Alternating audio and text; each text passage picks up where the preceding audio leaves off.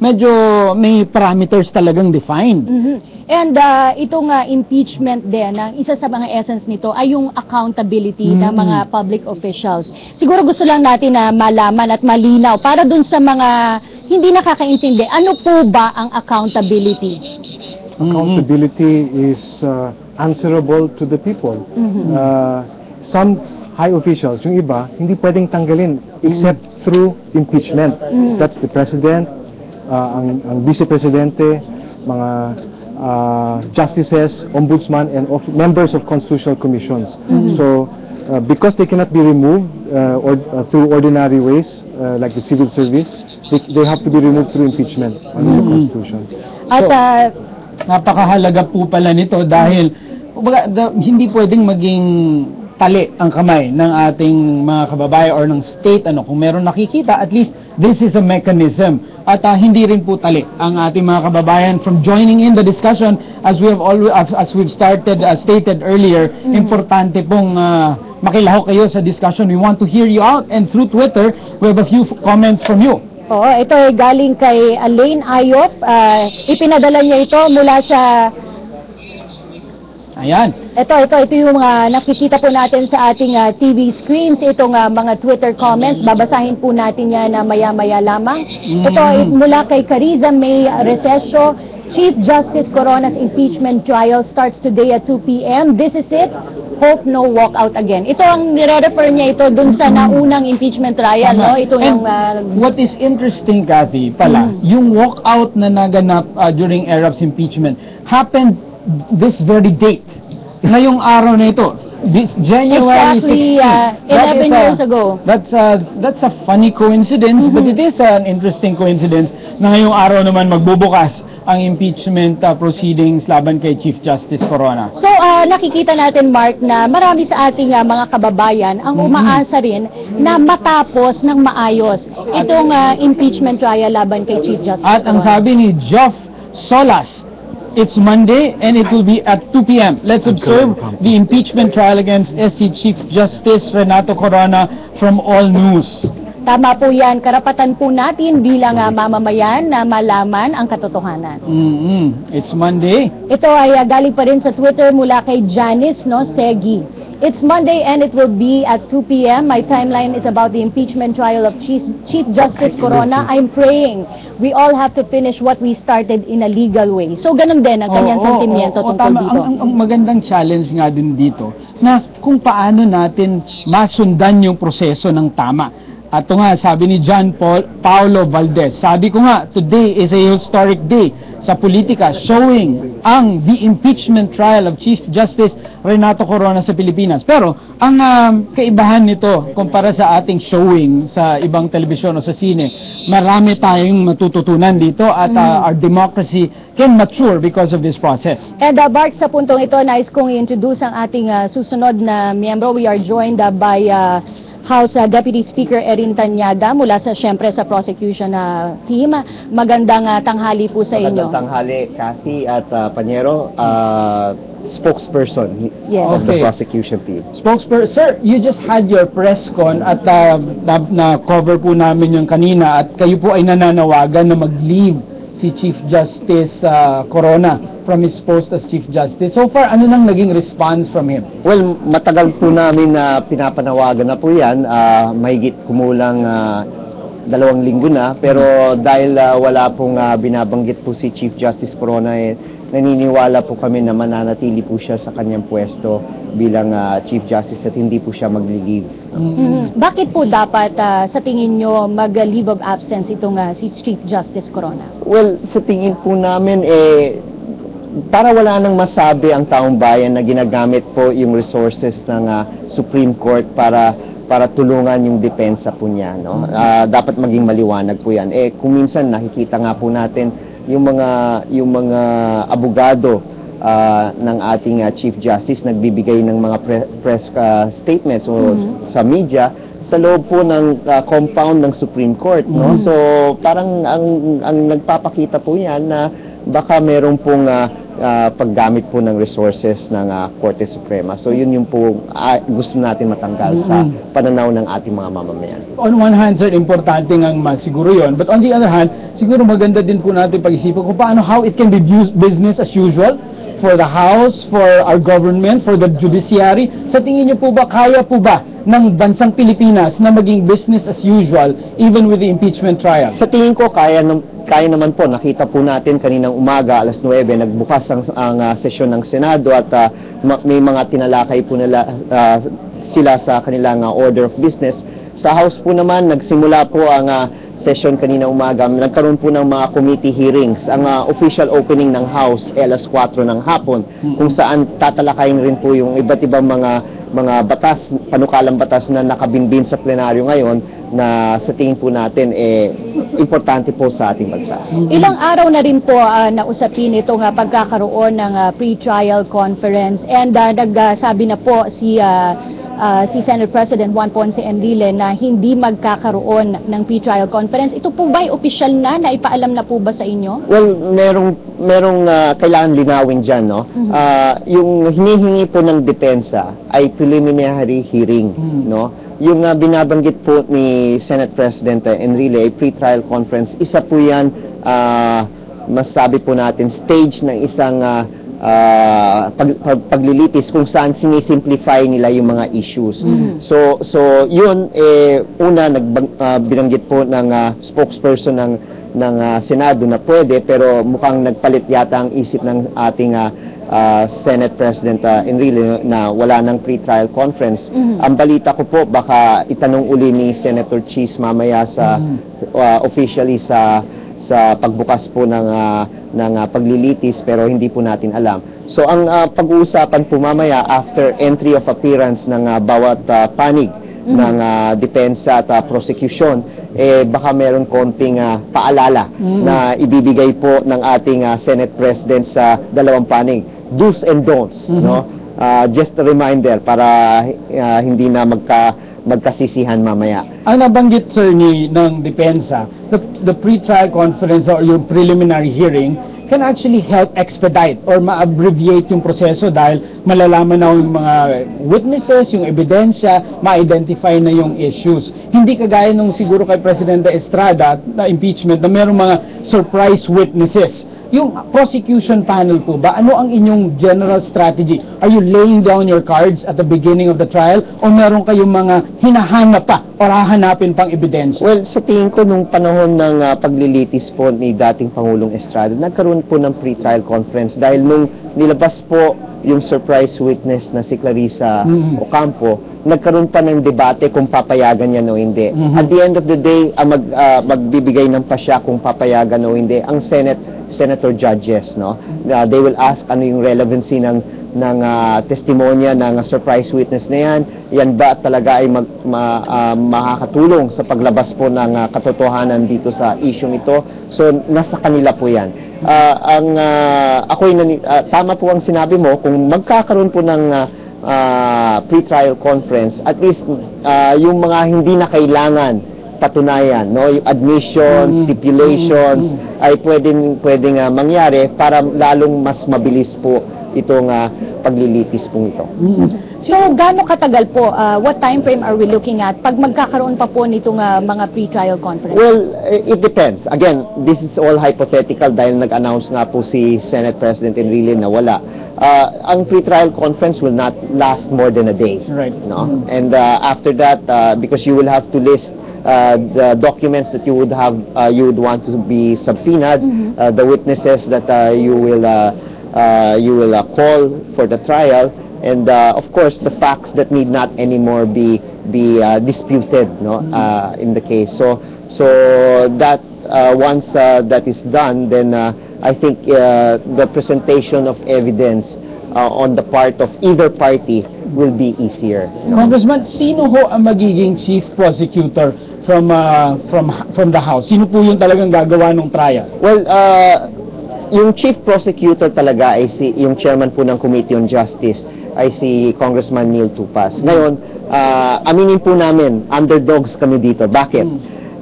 Meron pong provision sa ating saligang batas na kapag ikaw ay mahalal bilang kinatawan ng anumang distrito, posisyon, bawal ka na mag-practice. So, aaminin po namin may konting kalawang yata yung aming mga abogado dahil hindi po sila nakapag-practice kung iko-compare po sa mga abogado po ni Chief Justice Corona na araw-araw nasa korte po yan. Talagang hasang-hasa. So, the Senate rules allowed us to engage voluntarily private prosecutors. Ilan po ito? Well, sa aming side, at least 3 per article. No? Umabot po ang bilang po namin ng mga 40. So pwedeng ang aasahan natin ay even from the prosecution panel, posibleng pribadong abogado na practicing Posible po. attorney. Depende po sa team leader ng artikulo. Kung ano ang pakiramdam niya. Kaya talagang naghahabol, naghahasa itong mga kongresista po natin dahil nga aminin nga nila wala po silang trial practice ngayon, no? So may moot court rin po kaming dinadaanan. Okay. At babalikan natin ang ating diskusyon with Congressman Erin Tañada, ang spokesperson po ng prosecution team. Kasama pa rin po natin si Attorney Caloy Ocampo. Pero bago yan, ay tunghayan muna natin ang mga kaganapan mula sa labas ng Senado. Nandun po ang aming kasamang si Zarina Lusuegro. Zarina? Mark, Cathy, ayun na nga nagsidatingan na ang ilang miyembro ng prosecution team dito sa Senado, lula ng isang bus. Ngayon, hinihintay na lamang siguro ang ilan sa mga miyembro nito para masimulan na o magkaroon sila ng isang caucus o meeting para sa kanilang gagawin o sa pagpulong para sa pagsisimula ng pagdinig nga dito sa impeachment case ni Chief Justice Renato Corona. Kanina nakapanayam natin, Cathy, ang isa naman sa defense team na si Attorney Serafin Cuevas, at doon sinabi niya na lalaban naman sila kasama si CJ Corona na pupunta mismo dito sa Senado. At yun muna ang pinakauling detalye dito sa labas ng Senado. Mark, Cathy? Maraming salamat, Zarina. Nandito ulit tayo sa main coverage area or nandito po, sama-sama po ang mga stasyon at nandito din po kami at kasama po natin Congressman Tañada at Attorney Caloy. At Attorney Caloy, si Congressman Tañada sabi practicing mga attorneys posibleng tutulong sa kanila. At sa tingin mo bilang isang practicing attorney, ano ang iyong hope sa kalidad ng trial na magaganap dito sa impeachment na ito? Well, of course, ang hope ko is lumabas ang katotohanan, it's orderly, and that the council will respect each other. Technicality, my wish also is that technical issues will give way to the substantive issues so that the truth can come out. In the end, if we finish this that way, I think we can restore credibility in the system of government and also the judiciary. Congressman Tañada, para naman dun sa ating mga manonood, ano ba yung maaari nilang asahan ngayong araw na ito mula sa prosecution team? Well, kagaya ng sinabi ko kanina, pag dating po ng 2:00 ng hapon, bubuksan po ni Senate Presiding Officer Enrile yung usapin tungkol sa, yung entry of appearance ng bawat panig. Pagkatapos po doon, pupunta po tayo sa reminders sa bawat panig kung ano ang dapat gawin, anong hindi dapat gawin. Si Zarina po, Congressman, is with Congressman Tupas. Zarina?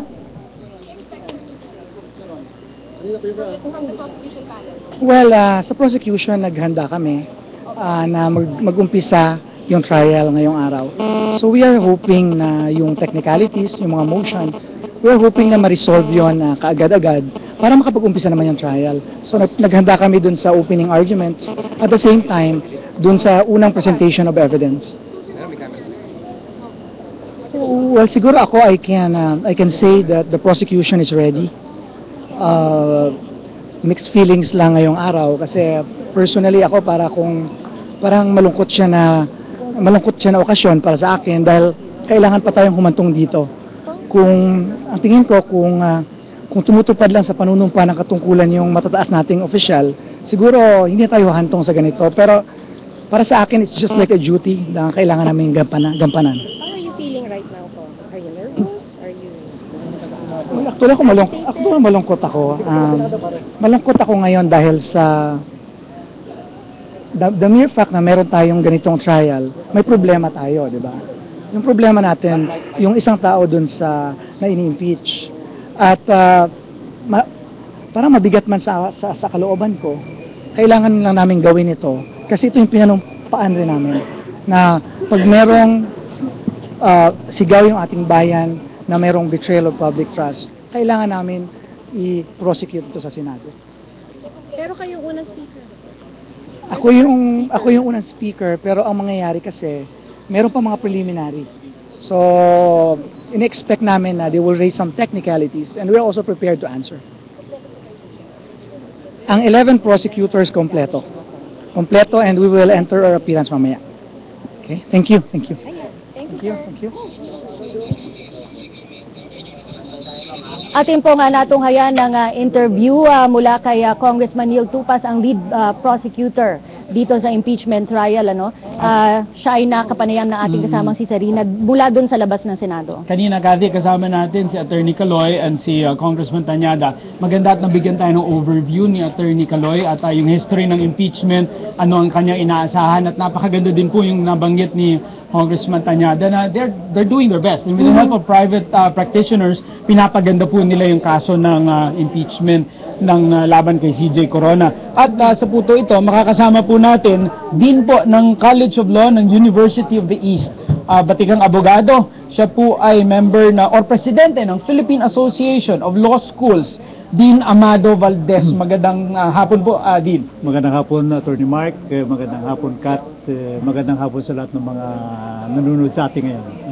At sasamahan din tayo ngayong hapon ng miyembro ng aktibong kilusan ng mga estudyante mula sa National Union of Students of the Philippines, si Rainier Sindayan, para alamin naman kung ano ang pananaw ng kabataan sa magaganap na paglilitis ngayong hapon. Magandang hapon sa iyo, Rainier. Magandang hapon din sa inyo, sa lahat ng mga manonood. Kathy, gusto kong itanong una kay Dean bilang isang eksperto. Of the 8 articles of impeachment, Dean, sa tingin nyo, ano yung mabibigat? Sa tingin ko dito, yung flip-flopping, masyadong reflection sa judiciary, lalong-lalo na yung Philippine Airlines case, na yung naging decision ng Supreme Court which has become final, naging final na yun. Pagkatapos na-set aside, binaliwala dahil sa isang sulat lang ng isang abogado na hindi naman yun ang proseso. Kaya sinasabi kong napakabigat yan sapagkat ang Chief Justice meron siyang authority para sabihin, halimbawa, pag may file yung isang papel, yung usual na sinasabi dyan, this is a mere piece of paper, pwede niya ibasura yun bilang Chief Justice. Pwede niyang sabihin, huwag niyo i-submit ito sa division. Pwede niya sabihin, huwag ibigay ito sa in-bank at doon na ang end nung sulat na yon. Pero hindi niya in-exercise yung leadership na yon. Ang lagi sinasabi, Kathy, na ang depensa lagi ni Chief Justice sa puntong yan din, na desisyon yon ng Supreme Court mismo at hindi niya desisyon. Ano po ang tingin niyo dito? Yung kasing pagkakataon nung Supreme Court para mag-decide na i-set aside, maaring hindi nangyari yon kung hindi niya isinadmit for deliberation. And kaya nga ang tawag sa Chief Justice, siya ang primus inter pares.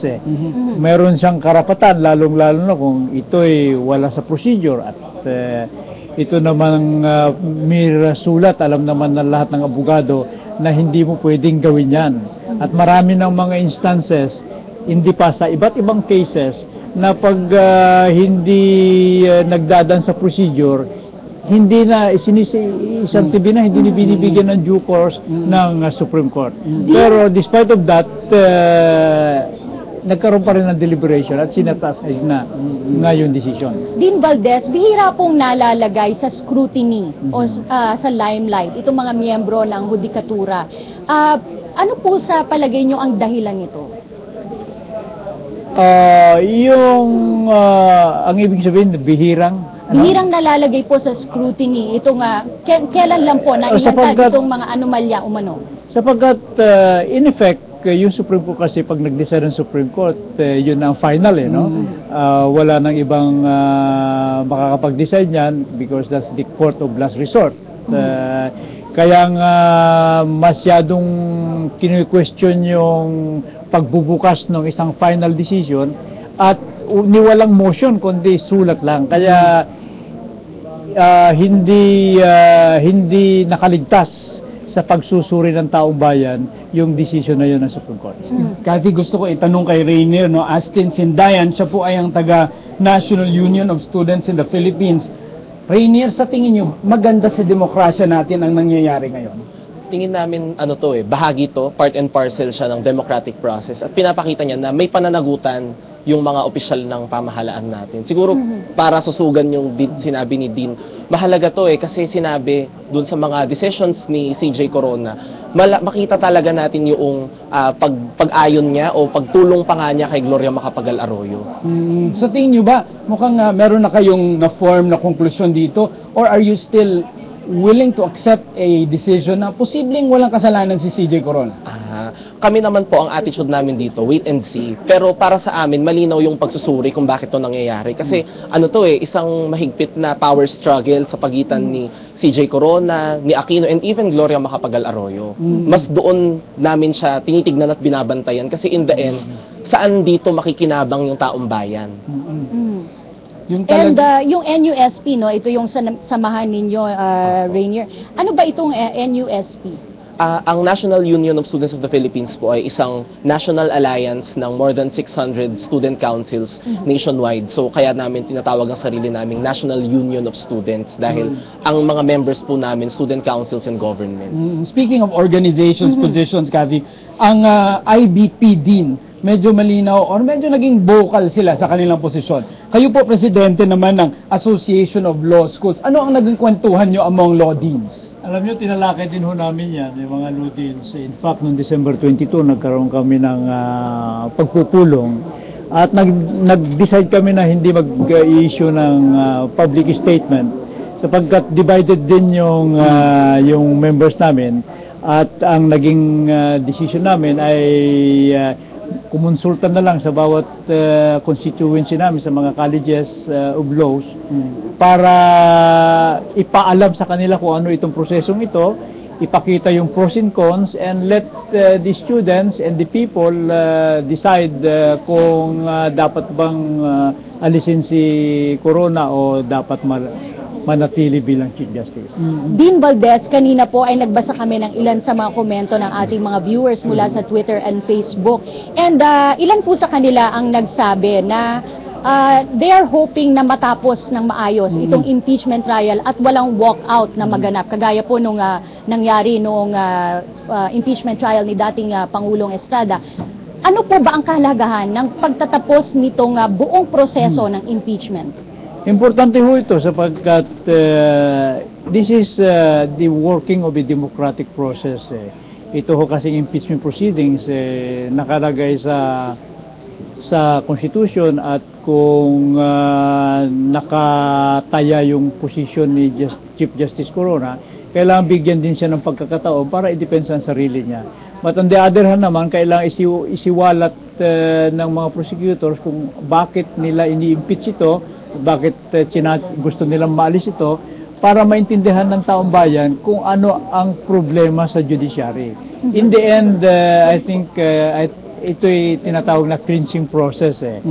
At pag tumakbo itong proceedings na ito, maglalagay ngayon ng takot sa legitimate process, yung tinatawag na principle of accountability, sa puso ng mga justices, ng mga judges, na dapat gampanan natin itong tungkulin na ito with credibility, with impartiality, with independence, with integrity, para ang taong bayan hindi questionin, gaya na sinasabi ni Kat kanina, na hindi maku-question at bumalik doon sa dating sitwasyon na ang decision ng Supreme Court is the final decision sa lahat ng mga kaso na dadalhin sa kanila. Kumbaga, regain the moral high ground. Pero din, na obserbahan din po natin na sa araw na ito, may ilang mga regional trial courts wala pong nagaganap na hearing, nagsasara in support of the Chief Justice. At merong movement within the judiciary na parang ganun nga. Anong tingin nyo dito? Hindi dapat gawin ng members of judiciary sapagkat hindi naman against the judiciary ito, kundi i-welcome pa nga nila ito because it will help the people maintindihan ang processes dyan.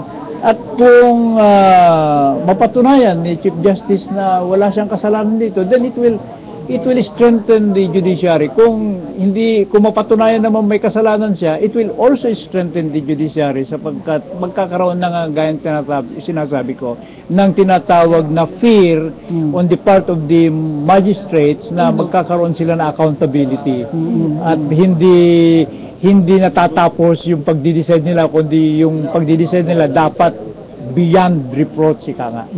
Rainier, ikaw bilang isang estudyante na interesado dito sa magaganap na paglilitis, ano ang gusto mong pinakamalaman dito laban dun sa mga reklamo na iniharap laban kay Chief Justice Corona?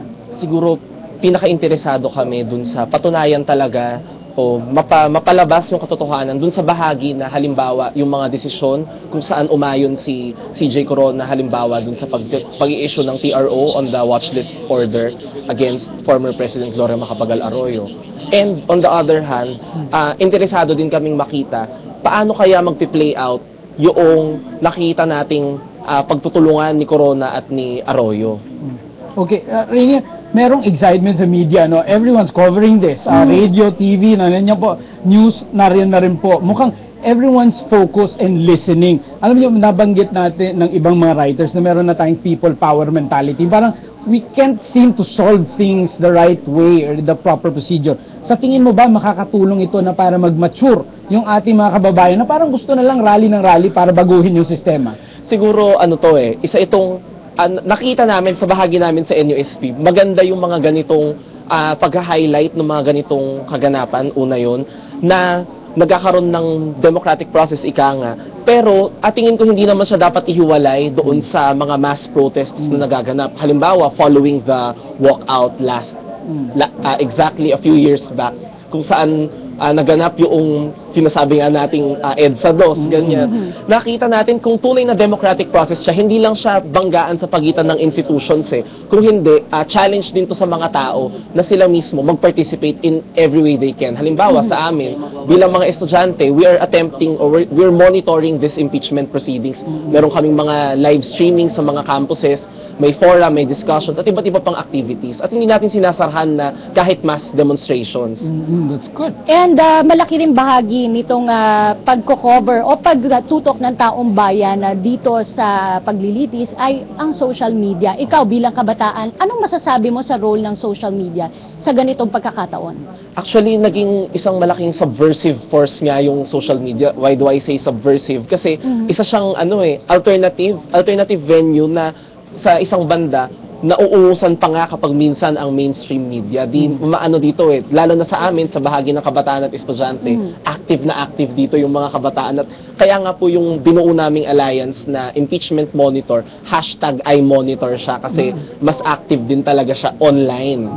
At napakaganda na while we have mainstream media, meron tayong itong social media, we have the opportunity to invite like Dean Valdez to explain key terms. That's why I'd like to ask Dean Valdez. Dean, merong hinihinging preliminary hearing ang depensa. Ano sa tingin mo ang magiging benepisyo nito kung papayagan at ano ang sa tingin mo magiging negative impact naman kung hindi ito papayagan o kung ano po ang desisyon ng Senate President dito? Meron kasi yung pagkakaiba yung preliminary hearing at saka yung tinatawag na pre-trial conference.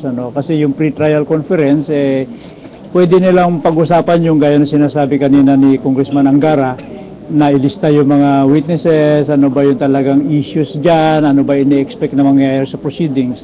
Pag binanggit mo yung preliminary hearing, parang meron ka motion to dismiss ang tingin ko dyan, ang strategy ng defense yan, pag humingi sila ng preliminary hearing, they want, ito in-anticipate ko lang, they want the Senate to rule on yung sinasabi nila na defect doon sa walang verification, yung rushing of the impeachment complaint, at sasabihin nila na hindi nag-comply sa constitutional provision.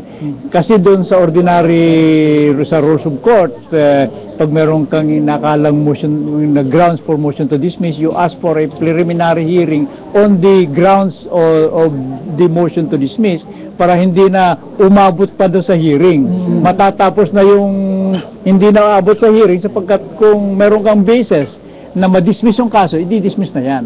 But if it will be just be a pre-trial conference, okay lang yun sapagkat ginawa rin naman during the previous impeachment yan. Ngayon, kung yung issue ng hindi pag-comply sa Constitution, pwede naman i-defer yun at kasama yan during the time na magdi-decide na yung impeachment judges. That's right.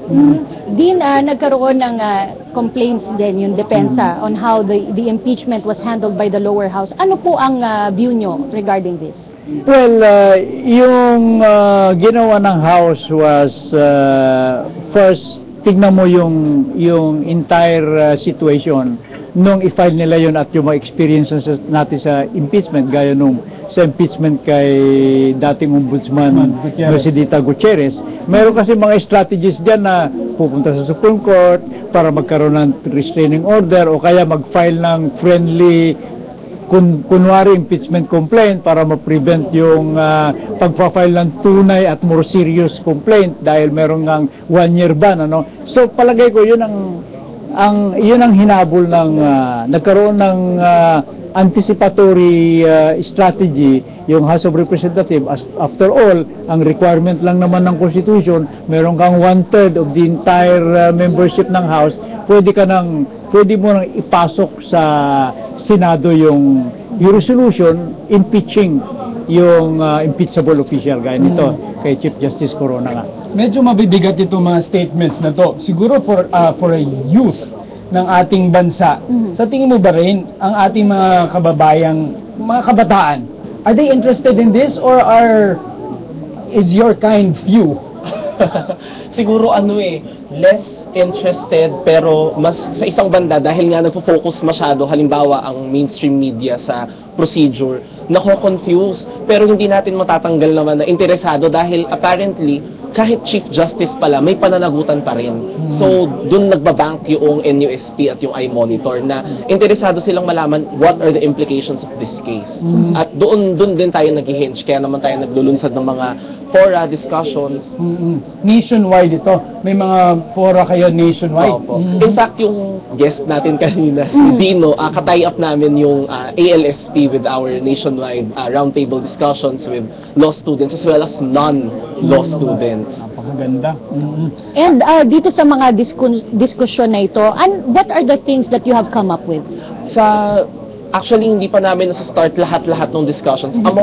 Between ALSP and NUSP pa lamang, malinaw sa amin na kailangan hindi kami mag-focus masyado on the procedure kasi alam natin, hinahandle na yan malinaw na sa atin kung ano yung procedure kahit papaano.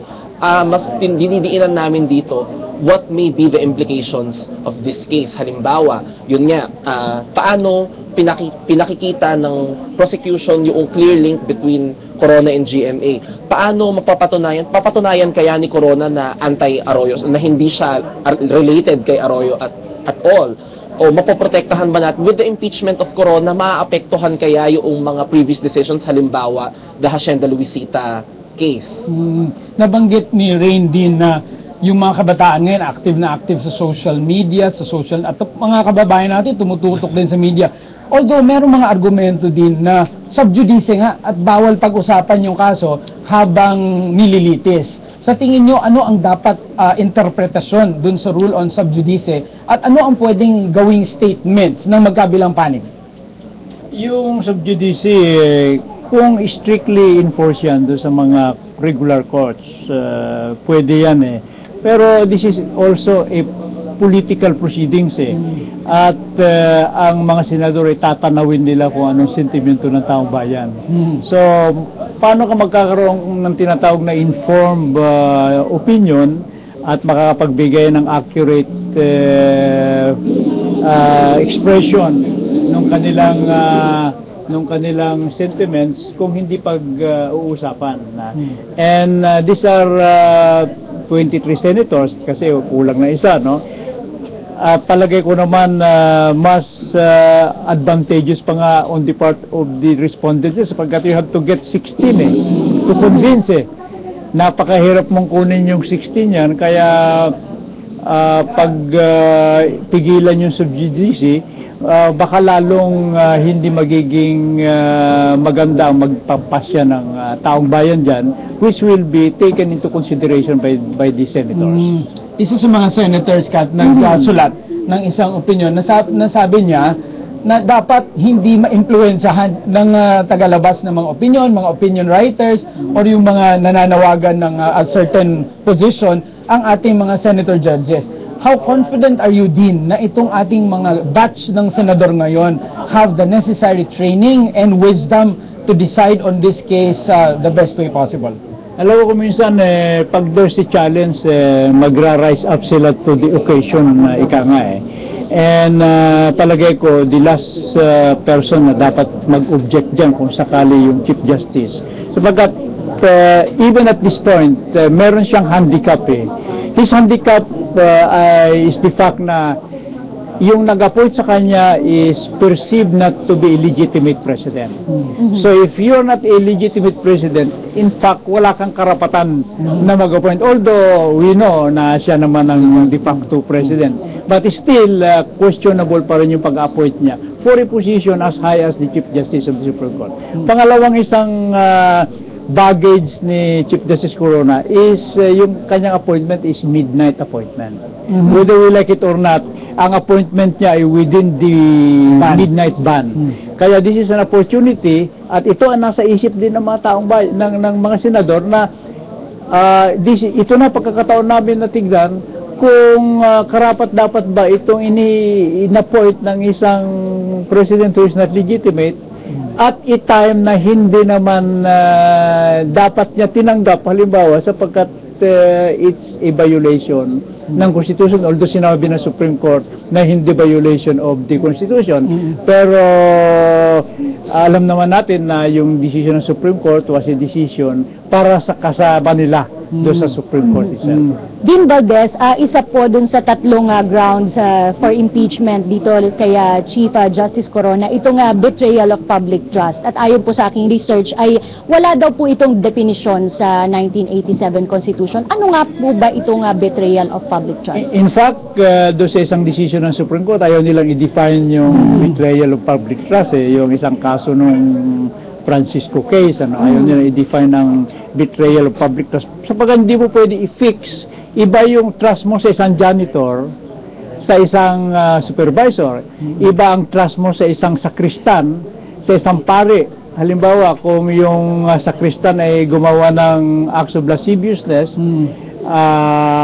at yung pare ay gagawa rin ng the same, mas malaki ang palo na ibibigay mo dun sa pare sapagkat ini-expect mo na siya ang huling gagawa ng acts of lasciviousness.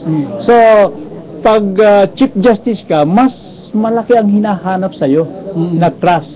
At kung kuntido sa trust na yun ang na-violate mo sapagkat ikaw primus inter pares doon sa judiciary, pwede ka nang alisin sapagkat ikaw ang leader ng judiciary. So ang Senado ang magde-define yan. Sila nga na magde-define in the light of the fact na siya ang Chief Justice at mapuprove ba niya na hindi correct mistake yung pagka-appoint sa kanya. Ayan. Yan ang magiging issue dyan. Whatever it is, it will also correct the ills of the past. Kung ano pong nangyari. Pero speaking of trust, gusto ko balikan yung issue ng mga senador.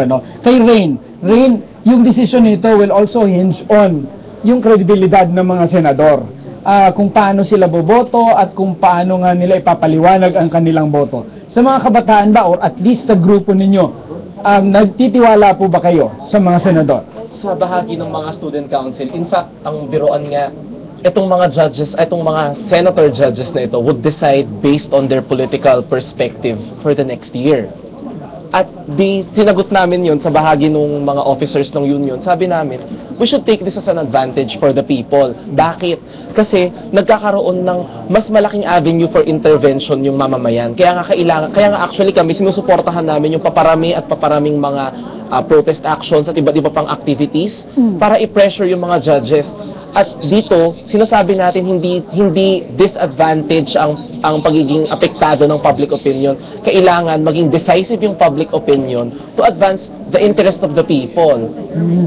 So, public opinion, interest of the people, talagang, and then betrayal of public trust na medyo vague. So, talaga yung leeway, napakalawak for the senator judges.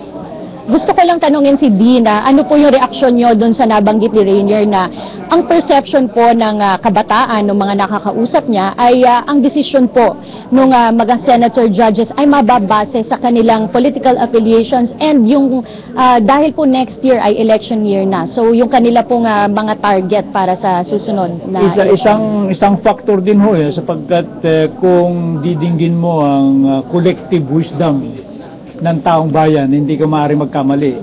Yung sinasabi kong collective wisdom, yung isang magsasaka doon sa Mindanao, tanungin mo sa isang bagay kung tama yun o mali, moral o immoral. Tapos tanungin mo yung isang magsasaka doon sa Batanes o sa Ilocos, kung the same facts, kung tama yun o mali, moral o immoral, hindi mag-uusap yan, pero isang sasabihin nila, magkatugma yung sasabihin nila na tama, magkatugma yung sasabihin nila mali. Yun tinatawag na collective wisdom Yun tinatawag na voice of the people is the voice of God Kailangan yung mga senador pakinggan nila yun. That's good. At yun ang sinasabi ni Rainier. Rain, ang ating mga kabataan dito sa Manila, aktibo. Yung bang Visayas and Mindanao, the rest of the country, are they also monitoring? Actually, yun nga yung problema namin. At siguro dito ko na rin i-input yung isang bahagi. Maganda yung nasabi ni Dean, na sa isang banda, hindi ito isang malaking concern ng mga tao In fact, sinasabi sa amin ng mga leaders namin sa Mindanao at Visayas, bakit tayo nahihirati sa usapin sa isang trial habang dito sa Mindanao, alam naman natin, tinamaan ng sendong at tuloy-tuloy pa rin yung relief efforts, marami pa rin mga usapin. Maraming ibang mga usapin kinakaharap yung mga tao at we are calling on the people and our members na wag masyadong ma-distract with this issue at instead isipin natin paano tayo makikinabang. Halimbawa habang nagaganap ng trial na to, patuloy pa rin namang tumataas ang presyo ng bilihin. Hindi pwedeng ma-distract tayong lahat. It should be business as usual for governance, for the judiciary at napaliwanag naman ni Senator ni Congressman Tanyada na tuloy-tuloy ang kanilang trabaho. And at the same time po, hindi rin dapat isang tabi itong boses ng taong bayan, gaya nga ng nasabi ni Dina Amado Valdez. At magpupunta tayo kay Zarina at kukuha tayo ng update galing sa ating kasama si Zarina. Naghahanda na po sa hall ng Kongreso kung saan po gaganapin yung paglilitis at alas 2 po ang simula niyan. So the senator judges could be on their way to the hall. Nakikita po natin sa ating screen ngayon former Senator Maceda. Ayan po, darating na po yung ating mga bisita na nais din pong and Mrs. Enrile. Ayan din po, titingnan yung kanyang husband who will be presiding over the proceedings. Itong nakikita natin ngayon, Mark, ito yung nasa likod, ito yung mga upuan sa likod ng witness stand. Dito uupo itong mga VIPs, itong mga asawa ng ating mga senator judges at maging ang mga imbitado ng ating mga senador. At ang pagkakaiba nito sa regular session nila, sa halip na nakaharap sa speaker or sa Senate President, sila po ay nakaharap sa witness. Zarina, ano ang kaganapan sa iyong kinalalagyan? Pasado 1:30 ng hapon o kanina lamang, dumating na ang pinakahihintay na si Supreme Court Chief Justice Renato Corona dito sa Senado. Kasama niya ang kanyang butihing may bahay at si SC spokesperson Maidas Marquez. Naging mailap si Corona sa media kaya naman wala kaming nakuhang pagkakataon upang makapanayam ang punong maestrado. Matapos dumating si Corona, dumating na rin ang presiding judge na si Senator Juan Ponce Enrile dito sa Senado at 30 minutes na lamang po ay magsisimula na ang pagdinig sa impeachment case laban kay Supreme Court Chief Justice Renato Corona. Kanina, Mark and Cathy, nakapanayam namin ang lead public prosecutor na si Representative Neil Tupas, at doon inamin niya sa amin na kumpleto sila o lahat ng prosecution panel o 11 sila ay kumpletong darating dito sa Senado at lalaban nga dito sa ngayon dito sa Senado. At inamin rin sa amin ni Tupas na nalulungkot siya dahil umabot pa sa ganitong sitwasyon ng kanilang laban. Dapat sana daw ay nanagot na lamang ang mga taong involved dito. At kanina rin nakapanayam naman namin ang isa sa defense team o yung head ng defense team na si Serafin o si Attorney Serafin Cuevas, at doon sinabi naman niya nalalaban sila kahit anuman ang batikos na ibato sa kanila ng prosecution team hanggang sa huli. At yan muna ang pinakahuling detalye dito sa labas ng Senado. Mark and Cathy, balik sa inyo. Maraming salamat sa iyo. Zarina, dumating na daw, Cathy, si Chief Justice Renato Corona kasama si Supreme Court Administrator Maidas Marquez. Siya din po yung spokesperson ng Supreme Court. At dumating na rin po sa Senate si Senate President Juan Ponce Enrile, at malamang yung ibang mga senador ay they're on their way. Alam mo, Mark, ito ang inaabangan. Ang pagdating ng Chief Justice Corona, yung respondent dito sa impeachment trial ngayon, ito ang inaantabayanan ng taong bayan. Laman ito ng mga balita dito nitong mga nakaraang araw.